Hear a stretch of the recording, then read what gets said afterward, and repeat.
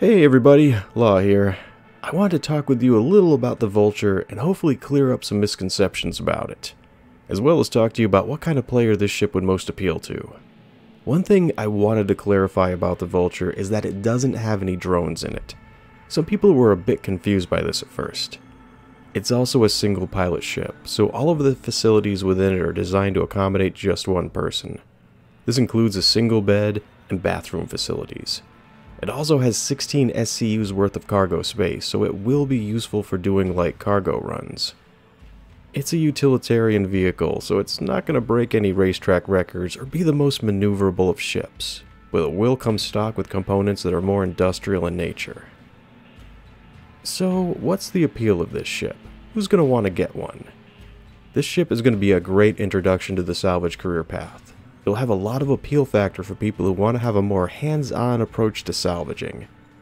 It gives the player an excuse to get out of their ship and be physically responsible for detonating the wrecks into salvageable, bite-sized chunks.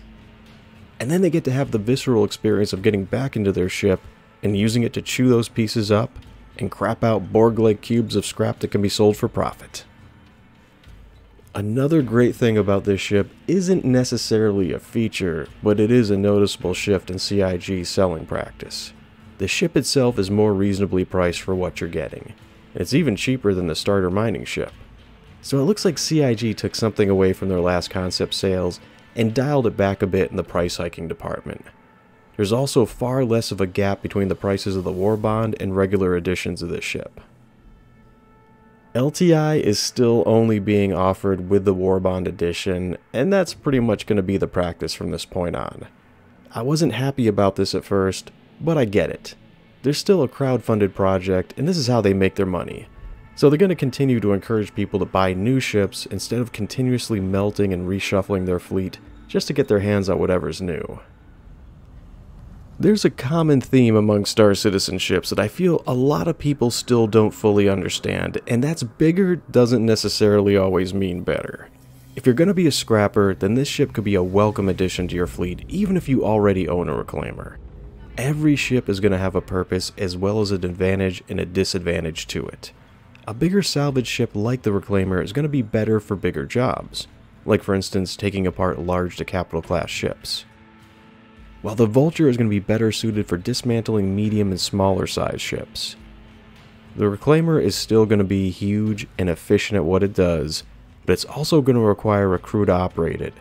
It's going to be slow to reach a target, and it'll have a lot of overhead operating expenses to cover. These smaller jobs simply aren't going to be worth the reclaimer's time.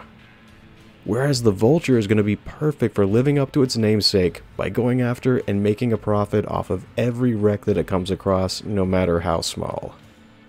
One of the biggest things about the Vulture that's still up in the air right now is, although it can process salvage into cubes of scrap, it still hasn't been decided if the ship can refine the material that it salvages or not. Since refineries are going to be introduced into 3.5, they may not give this ship that ability, since it would depreciate the value of refineries, especially if even the starter ships didn't need to use it. The bottom line is, this ship would be perfect for lone wolves who are looking to get into salvaging.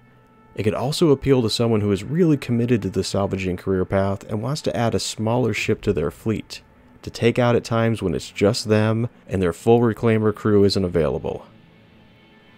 The salvaging career path seems like it's going to be more for people who want to embark on something that may be low risk, but still has a bit of a visceral edge to it, where the job itself entails setting charges and blowing things up, then feeding them to your ship, which acts like an industrial-sized wood chipper.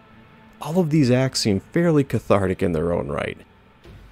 Visiting wrecks is also going to satisfy that sense of exploration, where even if you don't have the room to fully deconstruct an entire constellation, you can still pilfer it for all it's worth, and take back trophies that include ship-sized weapons, rare components, expensive ordnance, and any other cast-off items that were left behind by the original crewmen, like spacesuits, armor, handheld weapons of all kinds, Vandal bobbleheads, and who knows what else. There's still a Q&A about the Vulture coming up, so if you're still on the fence about this ship, I'd suggest holding off until after that's aired, and you still have a few weeks to decide on top of that before the sale is over. Also, just in case you didn't already know, the loaner ship for the Vulture is the Prospector, so you'll be able to get your mining on and check out the new scanning mechanic that's coming out in 3.2 while you're waiting for your flying space Cuisinart to be flyable in-game. Thanks for dropping by, and hope to see you again soon. This is Law of the West, signing off.